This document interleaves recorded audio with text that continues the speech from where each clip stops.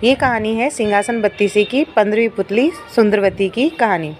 राजा विक्रमादित्य के शासन काल में उज्जैन राज्य की समृद्धि आकाश छूने लगी थी। व्यापारियों का व्यापार अपने देश तक ही सीमित नहीं था, बल्कि दूर के देशों तक भी फैला हुआ था। उन दिनों एक सेठ हुआ करता था जिसका नाम था पन्नालाल। वह बड़ा ही दयालु और परोपकारी व्यक्ति था। चारों ओर उसका यश था। वह दीन दुखियों की सहायता के लिए सतत तैयार रहता था। उसका एक पुत्र था जिसका नाम था हीरालाल, जो पिता की तरह ही नेक और अच्छे गुणों वाला था। वह जब विवाह योग्य हुआ तो पन्नालाल अच्छे रिश्तों की तलाश करने लगा।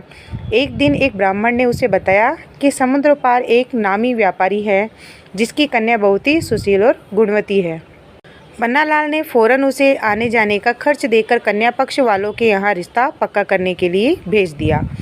कन्या के पिता को रिश्ता पसंद आया और उनकी शादी पक्की कर दी गई।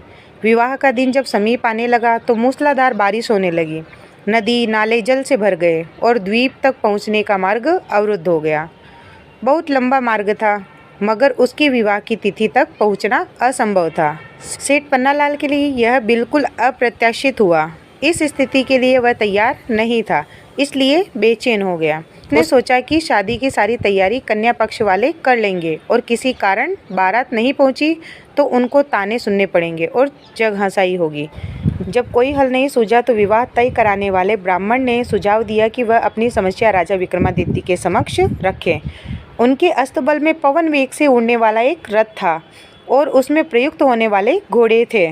उस रथ पर 8-10 लोग वर सहित चले जाएंगे और विवाह का कार्य शुरू हो जाएगा। बाकी लोग लंबे रास्ते से होकर बाद में सम्मिलित हो जाएंगे। सेठ पन्नालाल तुरंत राजा के पास में पहुंचा और अपनी समस्या बताकर हिचकिचाते हुए रथ की मांग की। विक्रम ने मुस्कुराकर कहा कि राजा की हर चीज़ प्रजा के हित के लिए ही होती है, और उन्होंने अस्तबल के प्रबंधक को बुलाकर तत्काल उसे घोड़े सहित रथ दिलवा दिया। प्रसन्नता के मारे पन्नालाल को कुछ नहीं सूझा कि राजा विक्रम को धन्यवाद कैसे दे। जब वह रथ और घोड़े सहित चला गया तो विक्रम को चिंता हुई कि जिस काम के लिए सेठ ने रथ लिया है, कहीं वह कार्य भीषण वर्षा की वजह से बाधित तो नहीं हो जाएगा। उन्होंने माँ काली द्वारा प्रदत्त वेतालों का स्मरण किया और उन्हें सकुशल वर को विवाह स्थल तक ले जाने तथा विवाह संपन्न कराने की आज्ञा दी। जब पवन वाला रथ पवन वेग से दौड़ने को तैयार हुआ तो दोनों वेताल छाया की तरह रथ के साथ चल पड़े। यात्रा के मध्य में सेठ ने देखा कि रास्ता कहीं भी नहीं दिख रहा था।